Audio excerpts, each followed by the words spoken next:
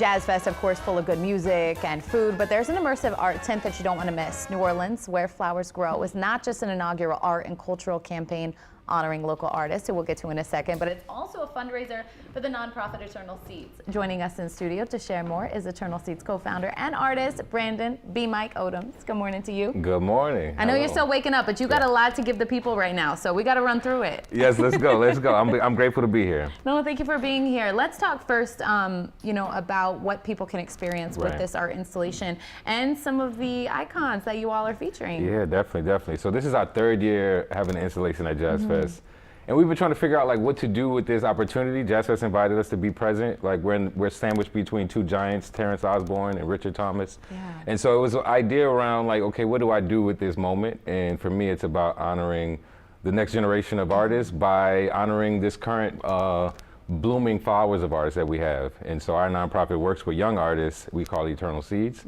So this poster series is called Eternal Flowers. And it's just kind of doing what Jazz Fest, what people come to Jazz Fest to do, which is celebrate New Orleans, celebrate the flowers that bloom in New Orleans. And we know that those flowers are transported all over the world. And it's difficult to become a flower here. It's difficult to sustain yourself as a flower here. So for us, it's about, a nod to those folks who are doing it well that we can learn from. Absolutely. And so talk a little bit about, we've got this gorgeous poster here behind us, and just one of four that you're featuring artists. So the first weekend we had two. This was one of those, PJ Morton and Cleo Wade. So this is one of the prints. The original is about 6 feet tall. Wow. I don't know how to work small. That's small for me. But PJ Morton, Cleo Wade, and then this upcoming weekend we're unveiling two more. Exciting. That's going to be Polo Silk, the photographer, and Mama Vera, who's the owner of Community Book Center. And so it's basically what somebody told me. They was like, oh, this is what Congo Square Poster used to be. And so it's kind of in that way. I like that idea that we're using this opportunity to celebrate the giants that we walk amongst. And then also at the tent, we have these upcycled spray cans, which I use a lot of spray paint. I mean, I got murals all over the city, and I use spray paint to do that. And I don't throw away my cans. So as an attempt to give them a life after their life is over, I put a label on it and sign and number it. This is the image of Louis Armstrong teaching a kid how to play the trumpet. So it's kind of synonymous to the work we do. And then this sculpture that we sell as well at the tent, which is this we call Bloom Fist, which is an opportunity for the younger artists. They basically paint these. We have these sculptures, and they paint them their own way.